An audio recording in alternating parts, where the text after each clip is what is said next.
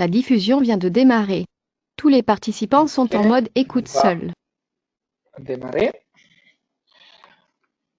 Donc là, je me présente. Je suis Michele Polastri du support pour SIA France.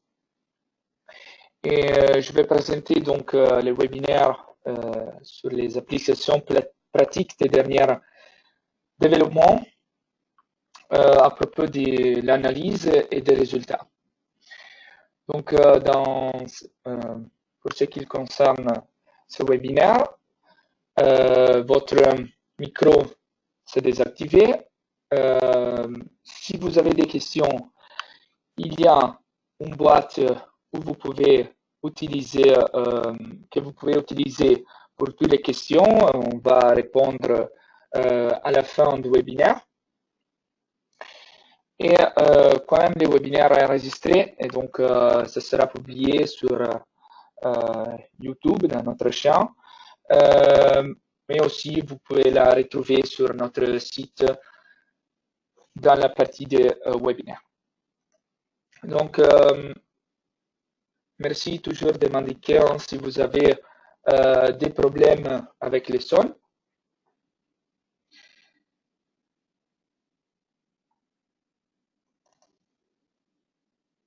Ok, donc là, il m'indique que le son, ce n'est pas super. Est-ce que là, ça va être mieux?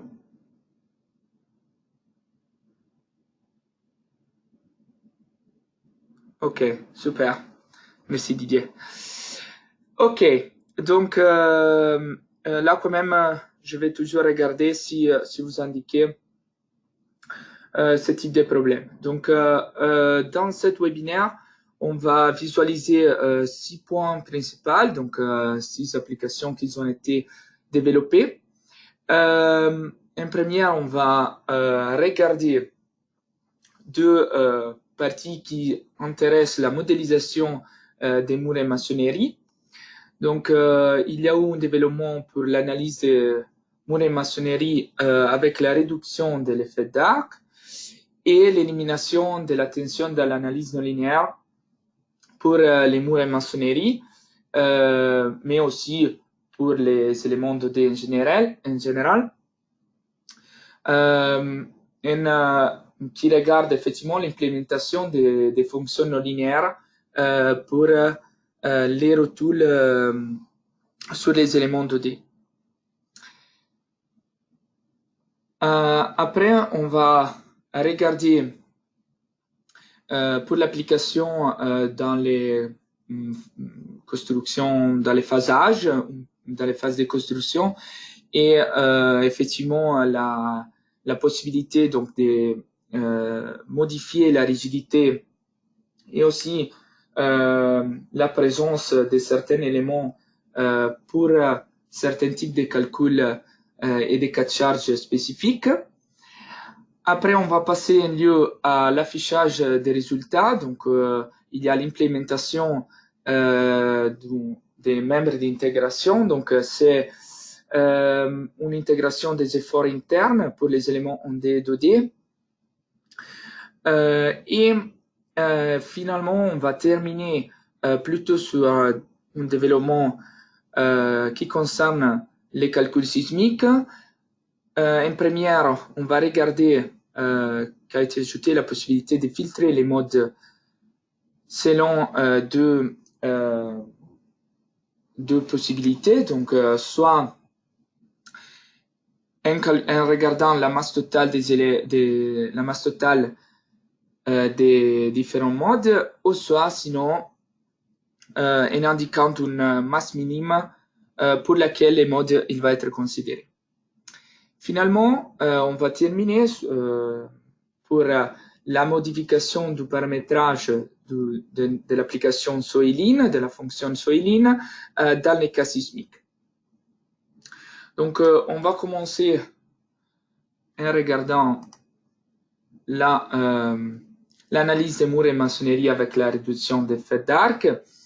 On a développé donc un nouveau type d'élément 2D qui est indiqué comme mur et maçonnerie.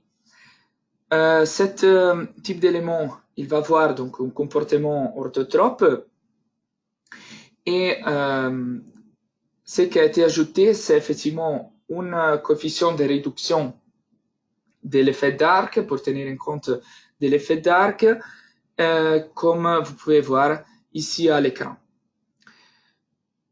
Ce qu'il va faire, il va effectivement nous donner la possibilité en amplifiant ou en modifiant cet coefficient de redistribuer les efforts de façon un peu plus verticale sur les éléments au-dessus qui soutiennent les murs et maçonnerie pour effectivement les dimensionner de façon plus correcte.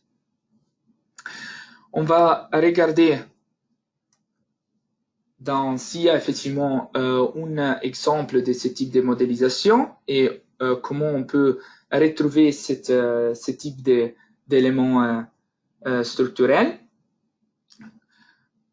Là, on rentre dans les menus de structure et donc dans les éléments 2D, dans la partie des murs, on a effectivement ce nouveau type que c'est les murs et maçonnerie.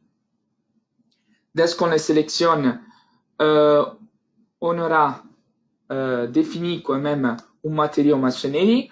Dans tout cas, on peut aussi indiquer des autres types de matériaux, mais c'est effectivement créé spécifiquement pour ce type de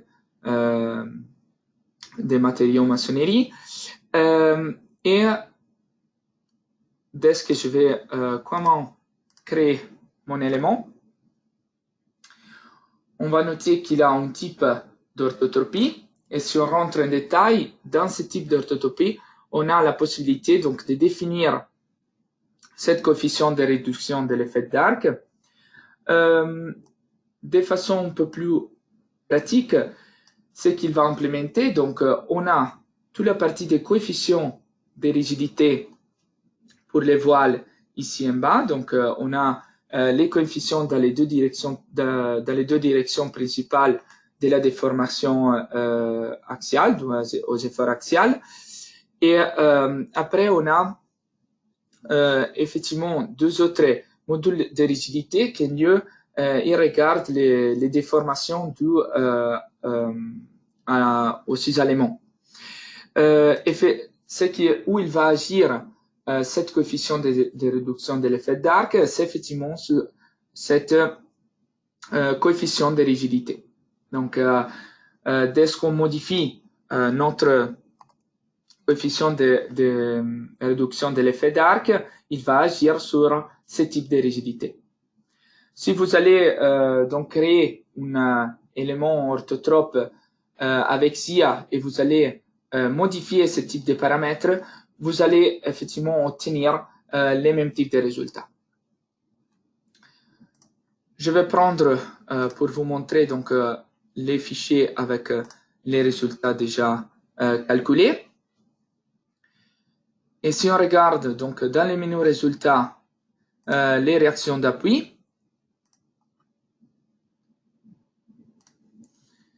là on va voir effectivement ce type de réduction d'arc, comment il va agir. Donc ça c'est notre mur isotrope, donc sans aucun type d'orthotropie, où on va noter effectivement que la réaction due à ce type de chargement, là, je vais prendre mon chargement, effectivement il va directement aller sur les appuis et sans avoir la possibilité donc de dimensionner tous les éléments qui vont soutenir les murs et maçonnerie.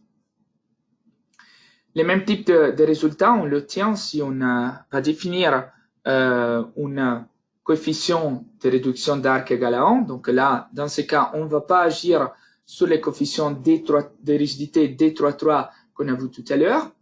Et dès ce lieu, on va réduire cette coefficient C, on va obtenir des différentes distributions des charges.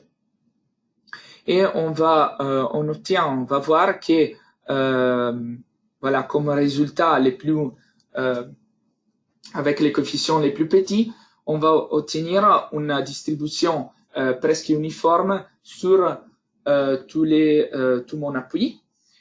De cette façon, donc, si on a un élément au-dessous qu'il va effectivement être modélé pour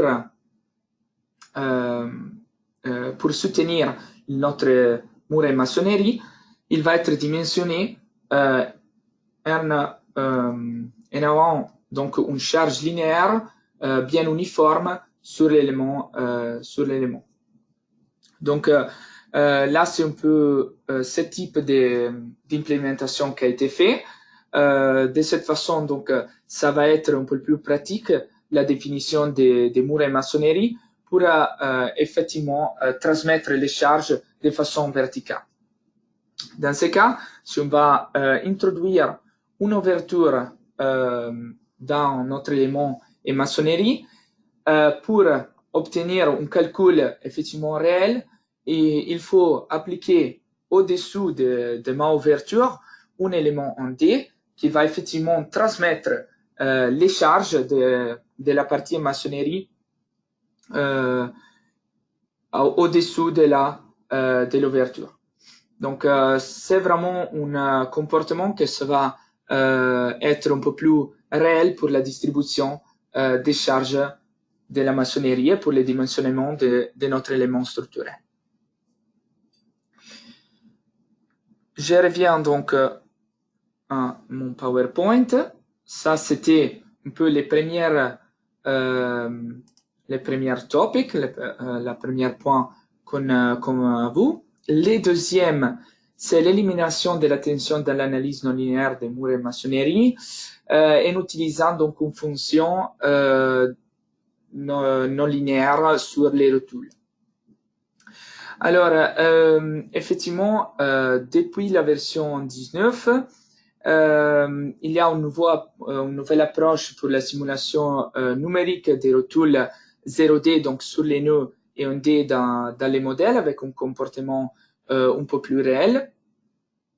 Et ça, il nous a donné la possibilité donc de définir des fonctions non linéaires aussi pour les rotules sur les bords. Et cette nouvelle fonctionnalité a prévu aussi l'ajout de nouvelles fonctions prédéfinies dans notre bibliothèque. Et quand même, on va souligner qu'il y a toujours la possibilité d'utiliser aussi l'option de la compression seule. Et ça nous aide quand même à modéler des murs de maçonnerie. Donc, un comportement qu'il travaille en compression seule. On va en parler un peu plus en détail sur un cas spécifique.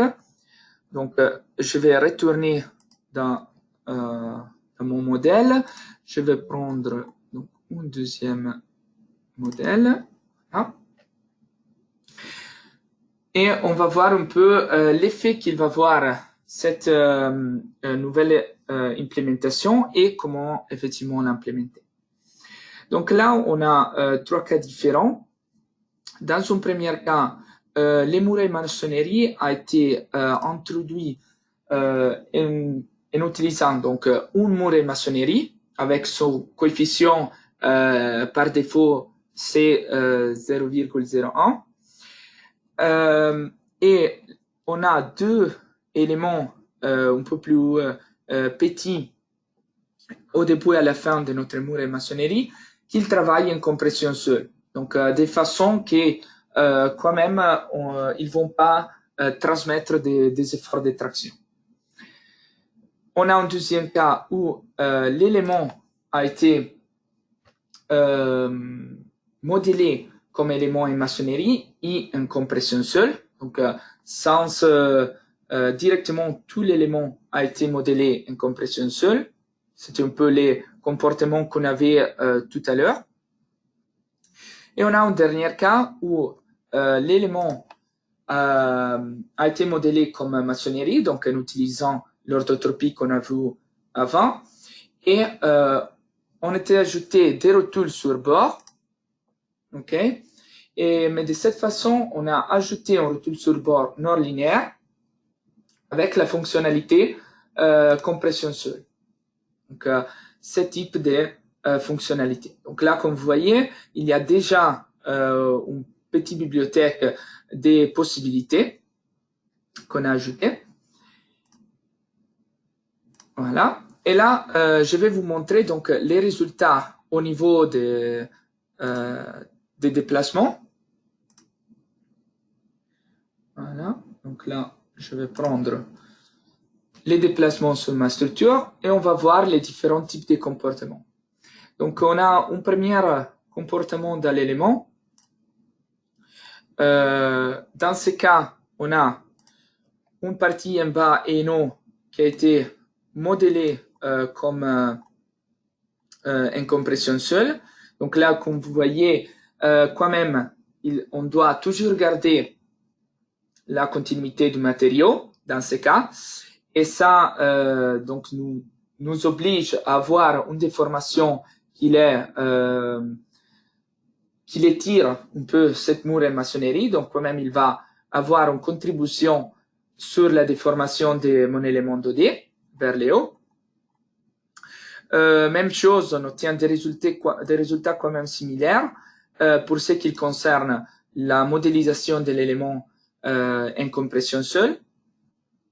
Et nous, on va voir, donc, en utilisant cette nouveauté, cette nouvel type d'élément, qui, dans ce cas, pour ce qui concerne les déplacements de la structure et donc la transmission après décharge, là, on n'est pas obligé d'avoir cette continuité des matériaux. Donc là, l'élément, il travaille effectivement en compression seule. Dès qu'on a la traction, on n'aura plus ce type de comportements, de déformations. Donc là, il faut aussi ajouter que donc, comme que ça, c'est un peu les comportements aussi un peu plus réels. Au niveau aussi des calculs et d'itération, c'est aussi plus facile, c'est aussi plus vite, et donc l'itération c'est aussi plus facile, car du moment où l'élément il va pas travailler en compression, la transmission des charges n'est pas faite, et donc aussi les calculs itératifs et non linéaires, c'est aussi plus facile à faire et plus vite. Donc ça, c'est un peu la nouveauté dans ce cas.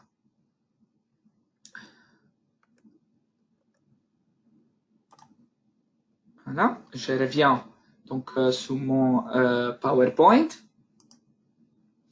Voilà, il y avait des images. Donc ça, c'est un peu ce qu'on a vu tout à l'heure, et ça, c'est un peu les comportements qu'on va obtenir sur mes éléments en maçonnerie. Et donc, on change des topics et on va rentrer sur la partie des absences. Donc, là, si vous vous rappelez, là, je reviens sur mon modèle, sur un modèle-ci en général. Au niveau des modèles qu'on pouvait choisir dans le paramétrage du projet, on avait les modèles simples, on avait les modèles absence et les modèles phase de construction. Donc, dans ce cas, là, les absences, ils ont été intégrés directement dans les fonctionnalités de mon logiciel. Donc là, j'ai la possibilité, autre qu'ajouter les modificateurs des propriétés, d'ajouter aussi cet modificateur des modèles.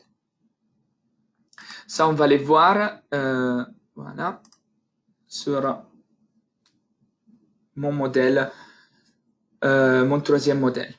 Donc là, on va voir que dès qu'on ajoute ce type de propriétés, ce type de fonctionnalité dans mon projet, on va obtenir cet modificateur de modèle. On a toujours la possibilité de définir des modificateurs de propriétés. Et là, je vais vous expliquer un peu les différences entre les deux possibilités. Donc, je reviens vite fait à mon PowerPoint. Donc, il y a cette unification donc, des absences et modificateurs des propriétés. dans une seule fonctionnalité, comme on peut voir ici en bas à droite. Donc, on a la possibilité de définir des absences sur les éléments, mais aussi des modificateurs de rigidité dans un même groupe de modificateurs des modèles. Cet modificateur des modèles est appliqué donc à des cas de charge spécifiques. Les modificateurs des modèles fonctionnent avec la version 64 bits aussi. Donc, toute la partie du nouveau développement, quand même, c'est toujours disponible dans la version standard, c'est appelé maintenant, donc dans l'environnement de post-traitement standard, et donc quand même dans toutes les versions 64 bits. Donc, il est disponible après pour les calculs linéaires, non linéaires, et aussi pour les calculs de stabilité. Je reviens dans mon projet pour vous montrer un peu de façon plus pratique qu'est-ce qu'on peut faire. Donc, comme je disais, on commence pour regarder la fonctionnalité du modificateur des propriétés. Donc, les modificateurs des propriétés, c'est déjà disponible, quand même, c'est un modificateur qui va modifier la rigidité des éléments ou des autres aspects des éléments, mais sur tous les projets, donc il n'est pas lié à un certain cas de charge. Donc, dès qu'on l'applique à un certain élément, on va quand même donner une modification de rigidité, par exemple là, une modification de rigidité flexionnelle sur mon élément pour tous les cas de charge, donc pour tous les types de calculs. Au niveau, en lieu des modificateurs des modèles, là, on a la possibilité d'ajouter donc des absences. Je vais partir pour les premières. Des absences ou des modificateurs de rigidité liés à certains cas de charge.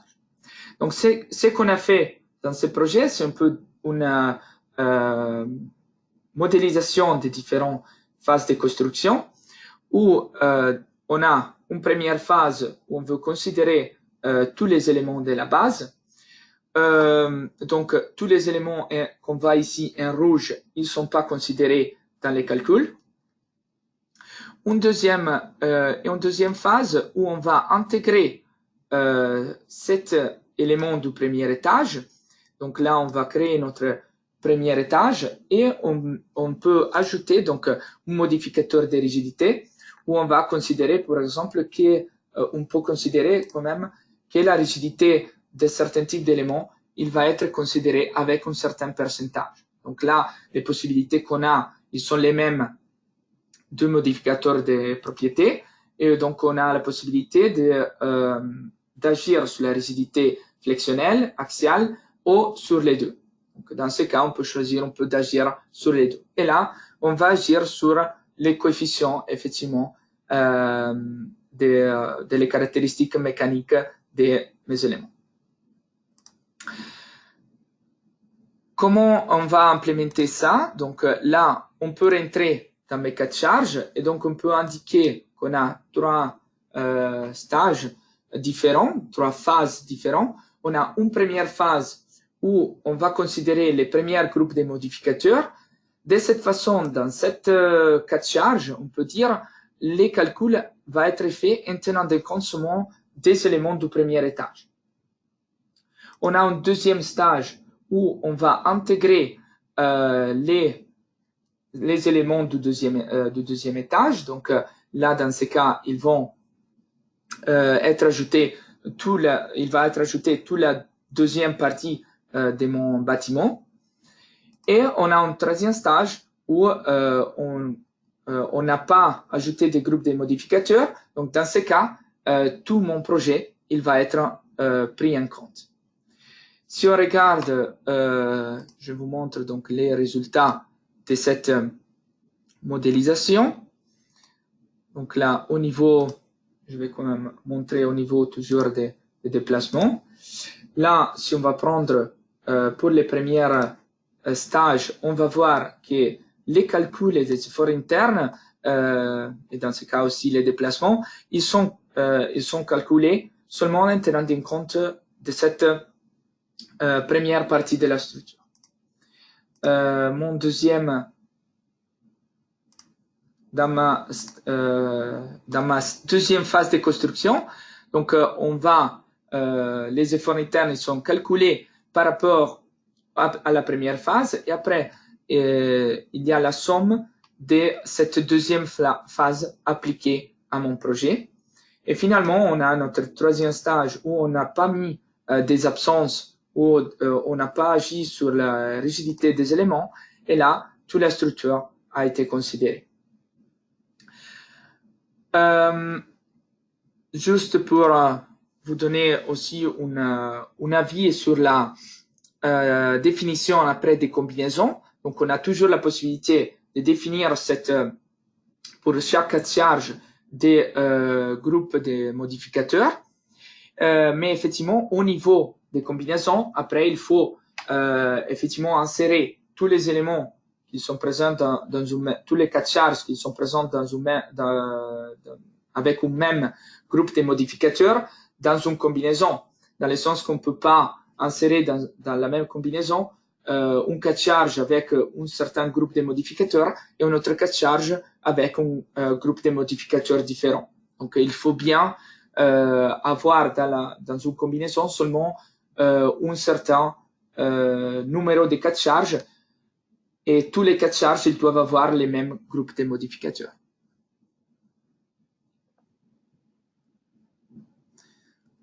Okay.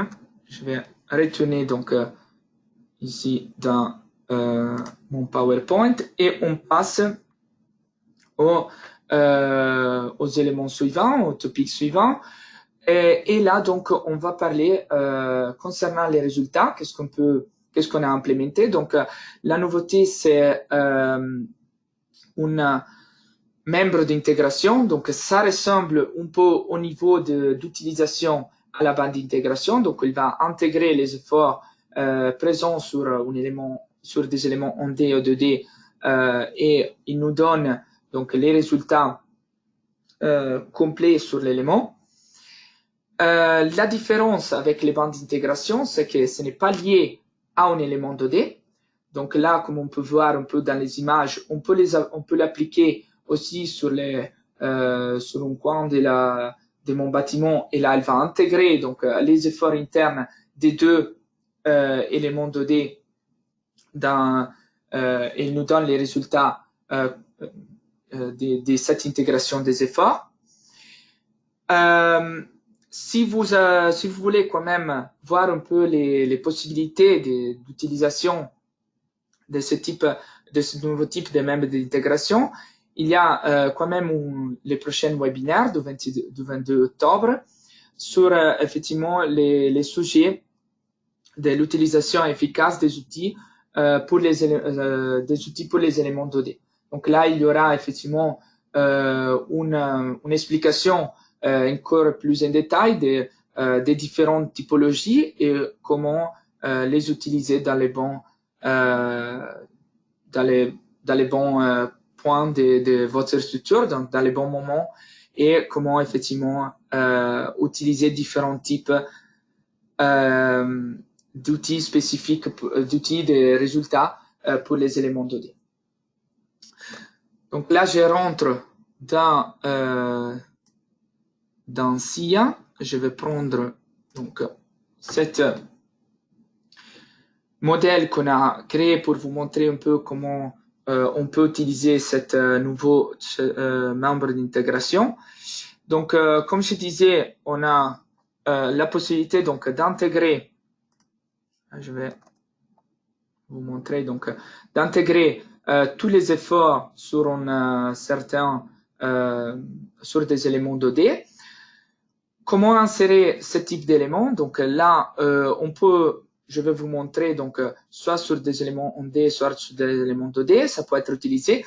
Une autre possibilité d'utilisation que je vais vous montrer ici, c'est par exemple de dire, là on a différents types de possibilités, donc cercle, rectangulaire, carré ou ellipse. j'utilise par exemple un élément circulaire.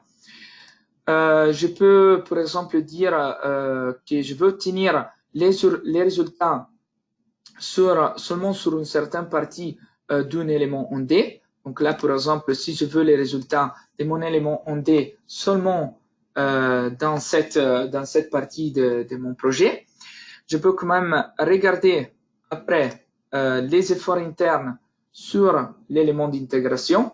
Okay. Ça serait positionné ici la possibilité de regarder les résultats sur ce type d'éléments.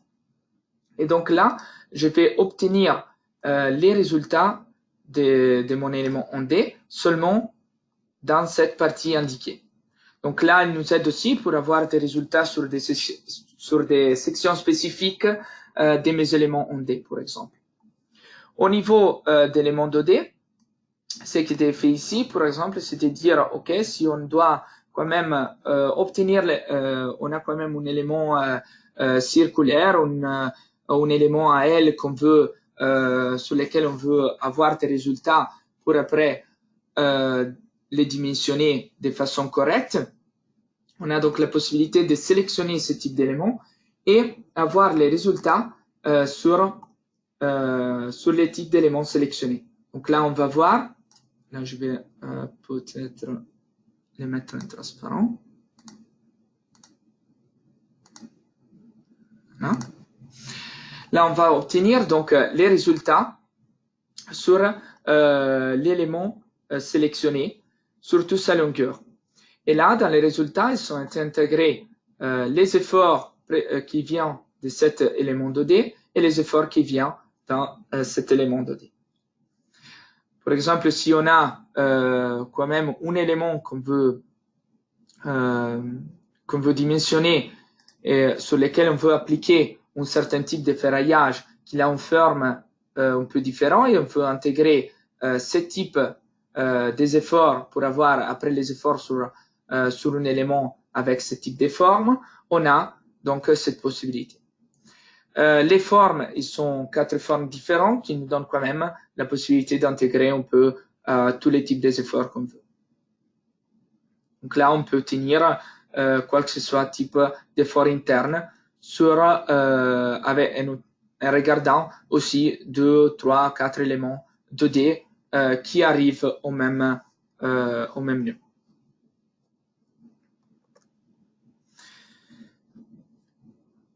Ok, donc là, je vais continuer sur mon PowerPoint et on va rentrer un peu dans la dernière partie dédiée plutôt au développement au niveau du sisme. Les premiers développements que je vais vous montrer, c'est vraiment intéressant, c'est la possibilité de filtrer les modes selon 2 filtres. On a donc, dès ce qu'on va quand même indiquer comme type de charge, une charge dynamique, là, et avec la spécification du sisme, là, on aura la possibilité de cette nouvelle fonctionnalité, d'utiliser cette nouvelle fonctionnalité où on peut filtrer les modes. Donc, on peut filtrer les modes selon 2 possibilités, masse modale cumulée ou masse modale minimale. La masse modale cumulée, on va donc donner une valeur maximale des masses qu'on veut, des pourcentages des masses qu'on veut obtenir. Donc là, par exemple, 90%, c'est la masse que je veux obtenir. Et donc, je vais obtenir une liste des modes en ordre, donc des pourcentages des modes, du mode avec la pourcentage maximal vers les modes qu'ils ont qu'ils ont un pourcentage de masse plus petit et il va ajouter les différents modes jusqu'à quand on a la somme totale des masses de 90% de la masse totale. Sinon, on a la masse modale minimale où en lieu, on doit indiquer un pourcentage de masse minimale pour lesquels les modes il doit être considéré, donc par exemple les 5%, et donc tous les modes au-dessous qui vont bouger, on peut dire un pourcentage de masse inférieur à ça, donc tous les modes locaux de ma structure, là, ils vont pas être considérés, ils vont pas être affichés lors de ma analyse d'outils. Ça nous permet donc d'avoir une vitesse augmentée pour tout ce qui concerne les calculs sismiques et l'affichage des résultats. Et ça, comme on disait, c'est disponible donc pour tous les pour les nouveaux environnements et donc aussi pour la version 64 bits. On va regarder donc sur un projet réel qu'est-ce qu'on va obtenir. Donc si je rentre dans mes cas de charge, ici on a défini donc 6 différents types de cas de charge pour les comparer entre eux. Donc on a deux premières cas de charge en direction X et Y où on n'a pas appliqué un filtrage des mêmes modes. Après, on a les mêmes cas de charge sur lesquels j'ai appliqué les filtres de mes données, donc tous les modes jusqu'à quand on arrive aux 90% de la masse totale. Et on a une dernière où en lieu on a appliqué les filtres qui doit permettre de regarder, qui nous permet de regarder seulement les modes qui ne sont pas vraiment locaux et qui vont bouger une masse, un pourcentage de masse au moins de 100%. Si je vais rentrer donc dans les résultats, on va regarder dans mon protocole de calcul. Et là, donc, on va voir les premières deux cas de charge qu'on a indiquées. Donc là, on a décidé dans les solveurs d'obtenir une centaine de modes, okay, pour avoir la possibilité donc d'arriver quand même aux 90%. Et là, on va voir donc qu'il y a tous les modes listés ici. Et le pourcentage des modes, le pourcentage de masse qui a été considéré, c'est donc de 93% de la masse totale. La même chose pour Y. Et donc là, on obtient quand même les mêmes types de pourcentages. Et on passe donc au premier filtre. Donc le premier filtre, c'est de nous lister tous les modes jusqu'à quand on obtient les 90%. Donc là, il nous montre donc les différents types de modes qui sont un peu les modes principaux. On a donc la liste des modes du mode qui va bouger la masse la plus élevée et jusqu'à quand on obtient des modes qui sont un peu plus inférieurs, mais il faut quand même les ajouter pour arriver aux 90% de la masse totale. Donc là, on va quand même voir qu'on arrive aussi au mode 68 et donc quand même il va bien filtrer sur 70 modes, okay, comme on peut dire, on va filtrer seulement les 7 modes principaux.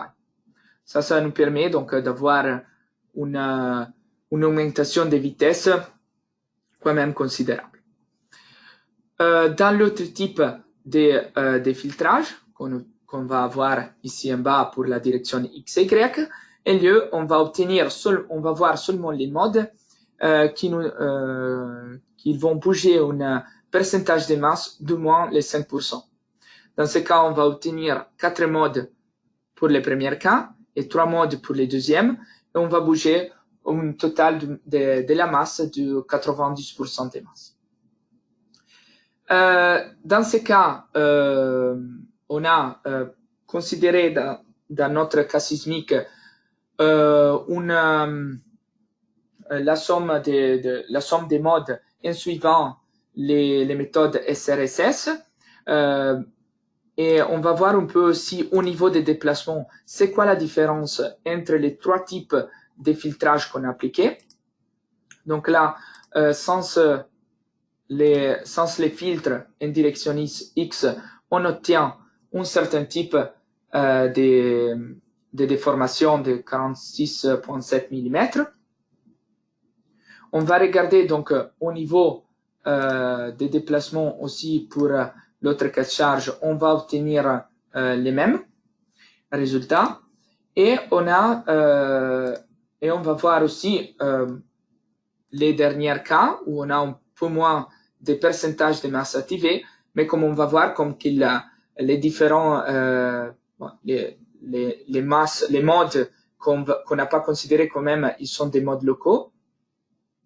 Et là, on a quand même un déplacement que c'est presque pareil à ce qu'on obtient pour les autres deux cas. Donc là, on a ça c'est sûrement une belle nouveauté pour ceux qui utilisent SIA pour l'analyse dynamique. Et là, on va voir donc Enio comment on peut utiliser notre application, notre fonctionnalité Soiline pour ce qui concerne les calculs sismiques. Donc, si vous ne connaissez pas, Soiline, quand même, on a la possibilité dans SIA de définir un forage avec des couches géologiques. Dès qu'on a défini ça, il y a un processus itératif sur la base des modèles de sol à multiconstantes. Donc, quand même, il y a un calcul de tassement sur radier et dallage en utilisant les deux méthodes qu'on a implémentées, donc soit Winkler, soit Pasternak. Donc, quand même, en utilisant Soiline, on a la possibilité de définir un forage avec des couches géologiques et le logiciel même, il va nous donner les valeurs des calculs à implémenter pour notre sous-sol. Donc là, on obtient ce type de valeurs. Comme on va voir ici, les calculs Soiline, il est fait basé sur les calculs statiques, sur un calcul statique. Et on a noté donc qu'effectivement, au niveau de l'analyse modale, les logiciels ne tiennent pas en compte directement de ce type de comportement. Qu'un lieu, au niveau d'un événement sismique, les paramètres va modifier et va amplifier quand même les paramètres du sol.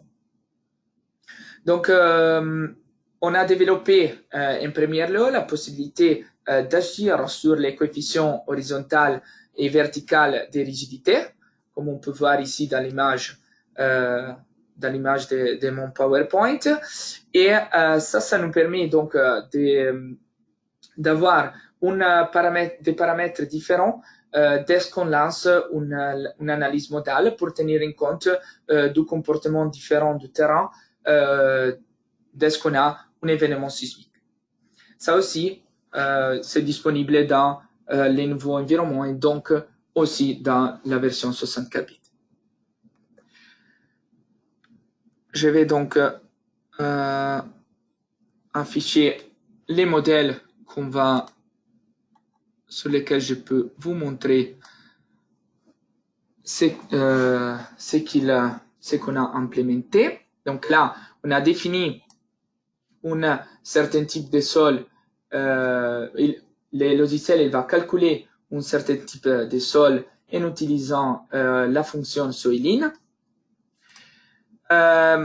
Pour appliquer ce type de comportement quand même, on peut agir au niveau de configuration du solveur. Donc ici, sur la dernière partie, il y a les calculs de l'interaction sol-structure en utilisant Soiline. Et cette dernière partie, c'est où on a la possibilité de modifier et amplifier les valeurs de rigidité pour l'analyse sismique. Donc là, comme on peut voir, on a augmenté de 5 fois et 4 fois la rigidité horizontale et verticale de mon terrain. Au niveau des résultats, donc là, on va prendre mon protocole de calcul et on va voir comment il va agir sur les modes propres de la structure. Donc là, quand même, on a filtré de façon de vous montrer un peu plus vite les résultats. Et donc là, on peut voir que les fréquences des calculs pour l'analyse modale simple, sans tenir compte de ce comportement, il nous donne des fréquences de presque 2 Hz. Et sinon, on peut quand même agir, regarder les résultats où on est allé agir sur Soeline. Non, ça doit être ça. Voilà.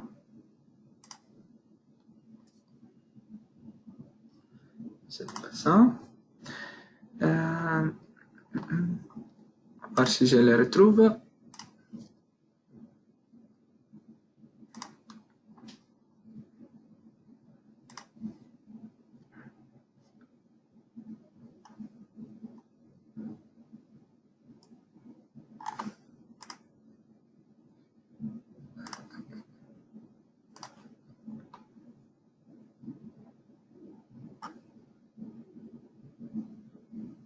Ok, voilà. Et donc là, au niveau des fréquences propres de la structure, quand on agit dans Soeline, on obtient donc pour les mêmes types de modes, on obtient une fréquence que c'est effectivement de 0,80. Donc là, on a une différence quand même élevée, sur les deux paramètres. Et donc là, on peut agir sur ce type de valeurs. Au niveau de l'utilisation de l'itération sur structure sous événements sismiques. Donc là, pour vous expliquer en détail comment évaluer ce type de coefficient au moment qu'on a implémenté dans SIA, on va regarder donc un peu plus en détail la théorie pour ce qui concerne les calculs sismiques et les essais qui ont été faits. Donc, dans l'Eurocode 8, il y a l'indication d'un paramètre de vitesse moyenne des ondes de cisaillement, VS30.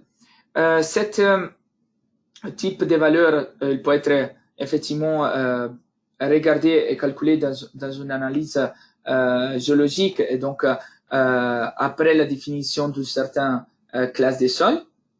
Et donc on a une certaine corrélation entre les paramètres G du sol et cette valeur de VS30. La relation, c'est celle-là. Donc, on peut utiliser ce type de relation lors d'une analyse des Soeline. Donc, on obtient notre valeur de J statique, ok, et de E statique, et on peut la comparer avec cette valeur qui vient de l'Eurocode. Ok, donc là, on a notre G statique du sol, notre G lieu dynamique, on peut l'appeler.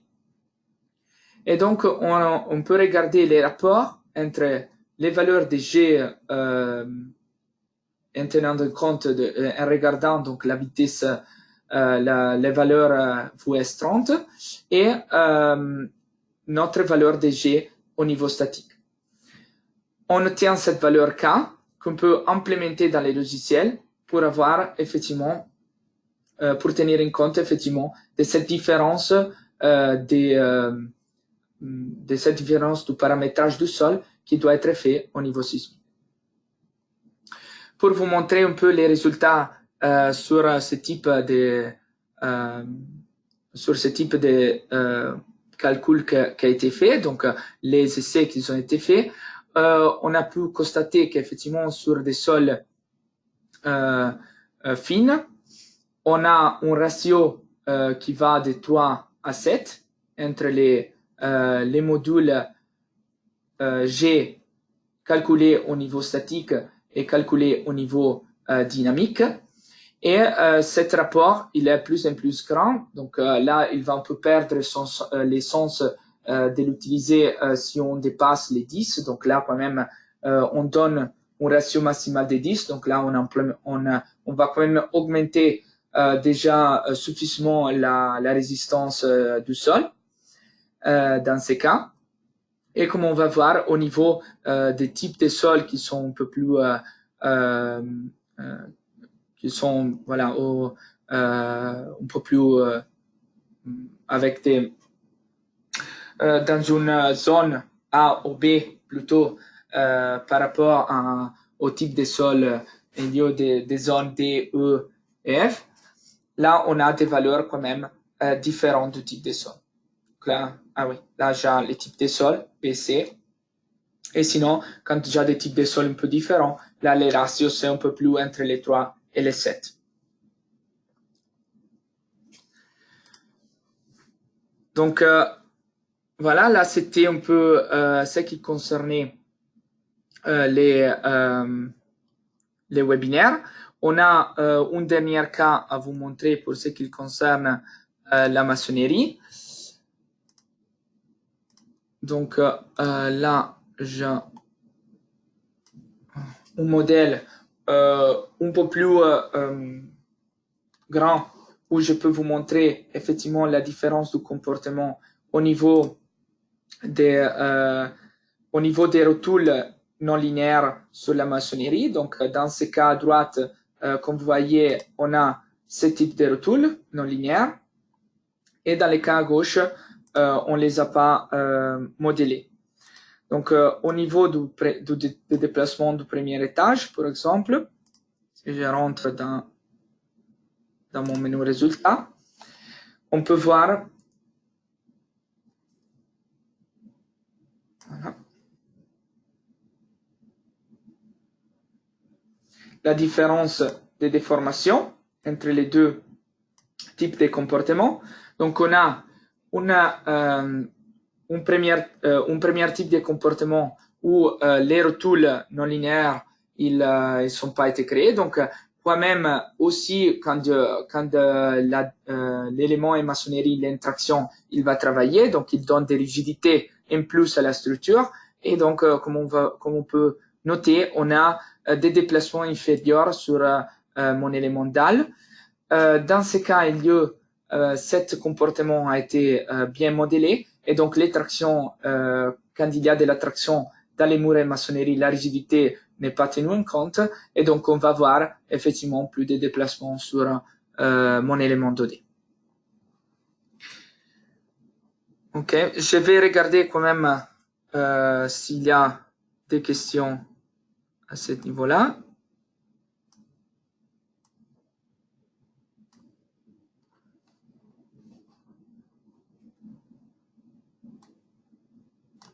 Ok, donc, alors,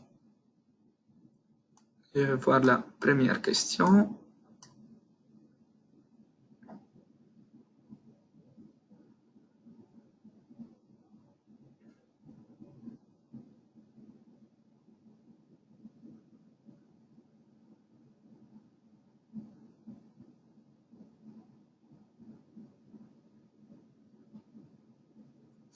Ok, donc la première question c'est effectivement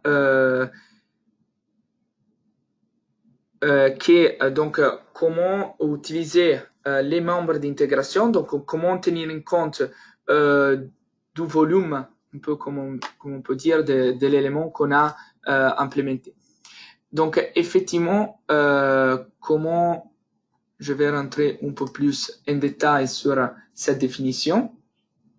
Donc là, je vais prendre les modèles. Donc là, les volumes qu'on va quand même sur lesquels on va intégrer l'élément, donc qu'on va considérer, effectivement, il va tenir en compte de tous les éléments, de toutes les parties des éléments 2D ou 1D qui sont à l'intérieur de cet élément qu'on va définir. Donc, ce n'est pas l'intégration de cet effort après divisé pour les volumes, mais c'est juste, bon, c'est effectivement tous les éléments à l'intérieur du volume sélectionné, les efforts dans ce cas, de ces deux éléments, ils sont intégrés sur cette longueur. Donc, il faut effectivement regarder les modèles analytiques et les volumes qu'on va considérer de cet élément. Je ne sais pas si j'ai répondu, donc quand même, vous pouvez m'indiquer si j'ai déjà répondu ou si c'est bon ou si vous voulez quand même un peu plus d'explications. Comme je disais avant, il y a un webinaire quand même. La deuxième question, c'est quand même si on avait un peu des documents plus détaillés. Donc là, quand même, il y aura un webinaire effectivement un peu plus détaillé sur comment considérer ce type de résultats. Et dans tout cas, dans l'aide des SIA, ça quand même, ça va apparaître sûrement dès qu'on va quand même l'écrire et l'implémenter dans les sites. Donc oui, sûrement tout ce qu'on va implémenter, il y a la description après dans les DCA et si quand même vous avez besoin, sinon vous pouvez passer pour les supports et des suites pour les développements pour avoir des informations encore plus détaillées. La deuxième question, c'est OK, les tableaux des modes propres en fonction des masses participants. Donc, juste montrer à nouveau comment chercher les modes. Donc, là, voilà. OK. Donc, les modes, on peut les retrouver quand même dans le protocole de calcul. Donc, là, dans les calculs linéaires, on a ce type on a tous les résultats de l'analyse modale et donc on a les différents types de cas. Le filtrage, il est fait directement en lieu dans les cas de charge. Donc là, dans les cas de charge, une fois qu'on a défini les types de charges dynamiques et spécification sisme, on aura cette possibilité de filtrage des modes. Si c'est possible avec les modèles IRS, je n'ai pas essayé, mais effectivement, je pense pas. D'habitude, les modèles IRS, il a déjà un peu moins de modes, mais dans tout cas, c'est quelque chose que je peux vérifier et je vais vous faire un retour quand même. D'habitude, les modèles IRS, quand même, il a beaucoup moins de modes, donc il est un peu plus filtré déjà, comme on peut dire. Mais dans tout cas, je vais les vérifier et je vais vous tenir au courant. Donc, comment il est défini les coefficients C et pourquoi c'est défini effectivement avec cette pourcentage de 0,01. Alors, donc, effectivement, on a la définition, je vais reprendre mon modèle avec les résultats. Voilà. La définition au niveau des paramètres, c'est fait effectivement en regardant un peu, je vais juste prendre les cas de charge. Voilà.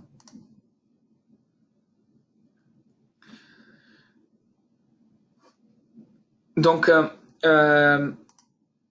ok. Donc là, c'est fait effectivement en regardant un peu les comportements, la définition un peu du mur en maçonnerie. au niveau des dimensionnements de la structure, donc les comportements réels, ça se trouve un peu entre effectivement ces deux paramètres, dans le sens que quand même on a toujours un peu à considérer aussi ce type d'effet, mais donc là, si on considère ce type de valeur, comme on peut voir, la distribution des efforts, c'est vraiment 50 kN par mètre. Donc là, c'est effectivement bien détaillé. Dans ce cas, l'effet d'Arche, quand même, il est légèrement considéré. Donc, au niveau du calcul réel, la définition, ça se trouve un peu entre ces deux possibilités. Effectivement, si on est en train de dimensionner un certain type d'élément, plus on va en détail, plus l'élément au-dessous qui va soutenir la maçonnerie, il va être dimensionné avec des charges plus importantes, donc des charges linéaires plus importantes. Donc la distribution des charges, c'est vraiment plus linéaire. On dit que ce type de valeur, c'est un beau compromis entre la valeur réelle et entre aussi les calculs qui étaient faits, donc aussi au niveau d'analyse numérique de notre projet. Donc ça, c'est un peu un compromis et plus on va en détail, plus on va réduire cet effet d'Arche. Donc quand même, c'est quelque chose qu'on peut faire, mais effectivement, c'est après au niveau du calcul, à niveau numérique, qu'on va agir aussi dessus.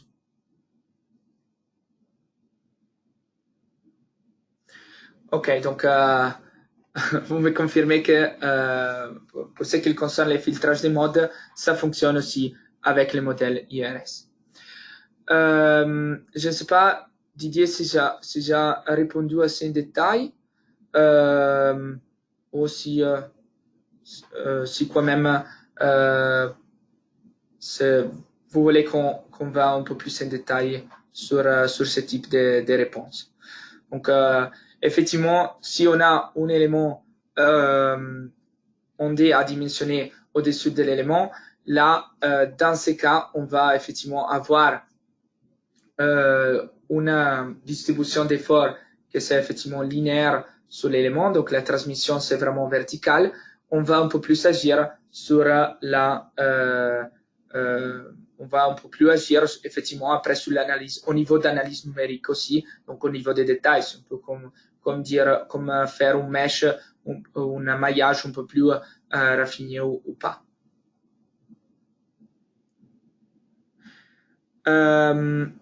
Donc, la dimension du mur, l'autre question, c'est la dimension du mur n'a pas incidence sur C. Non, C, on va l'appliquer nous-mêmes. Donc, c'est toujours considéré en utilisant, c'est toujours utilisé par défaut 001, donc n'a pas incidence.